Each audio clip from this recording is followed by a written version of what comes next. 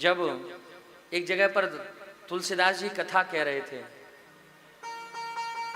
और जब तुलसीदास जी कथा कह रहे थे तो ऐसा भाव स्पष्ट है कि हनुमान जी कथा सुनने के लिए आते हैं।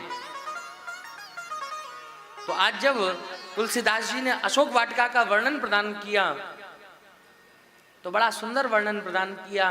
क्या कहते हैं? बोले अशोक वाटिका में नाना प्रकार के सुंदर सुंदर सफेद पुष्प खिले हुए हैं। बड़ा सुंदर वर्णन प्रदान किया। जब कथा पूर्ण हुई, आरती हुई, और जब आरती हुई, प्रेम से बोलो राधे राधे, जब आरती हुई तो हनुमान जी वेश बदल करके आए और आकर के बड़े भाव से तुलसीदास जी से कहा, बोले महाराज आपने जो आज अशोक वाटिका का वर्णन प्रदान किया उसमें आपने गलत वर्णन प्रदान किया। बोले वो कैसे? बोले आपने कहा बोले अशोक वाटिका में सफेद पुष्प खिले हुए थे। बोले महाराज वहां पर सफेद नहीं, लाल पुष्प खिले हुए थे। बोले अच्छा? बोले नहीं महाराज वहां पर सफेद ही पुष्प थे। अब हनुमान जी समझा में और तुलसीदास जी नहीं समझे। हनुमान जी को भी चढ़ाई अपने ऊपर। बोले बताओ, अशोक वाटिका में गया मैं, लंका जलाई मैंने, सारी लीला करके मैं आया और वर्णन ये दे रहे हैं कि वहां पर सफेद फूल खिले हुए थे। हनुमान जी अपने वास्तविक स्वरूप में आए। बोले तुलसीदास जी अशोक वाटिका में मैं गया था, आप नहीं गए थे।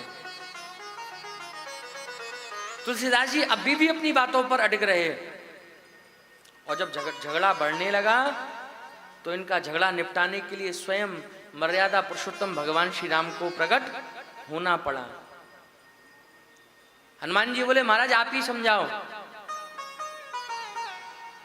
अब रामचंद्र जी हनुमान जी को समझा रहे हैं। बोले हनुमान आप शांत हो जाओ, इस जगह पर आप गलत हो।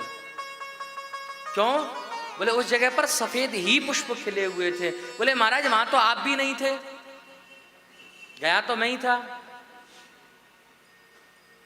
बोले नहीं हनुमान जी वहां पर सफेद पुष्प खिले हुए थे। बोले अच्छा बताइए महाराज तो मुझे लाल पुष्प क्यों दिखाई दिए? तो मर्यादा पुरुषोत्तम भगवान श्री राम ने वर्णन प्रदान किया। बोले हनुमान जी आपने जब सीता जी का दर्शन किया, जब सीता जी की स्थिति को देखा तो आपको सीता जी की स्थिति पर दया आई और रावण के ऊपर आया क्रोध, और जब क्रोध आया तो आपके नेत्रों में रक्त उतर आया, और जब रक्त उतर के आया तो आपको सफेद पुष्प भी लाल दिखाई दिए। कहने का केवल इतना सा भाव। बोले संसार में हम जिसके प्रति जो भाव रखते हैं वो सामने वाला व्यक्ति हमारे प्रति वही भाव रखने लग जाता है। प्रेम से कहो राधे राधे।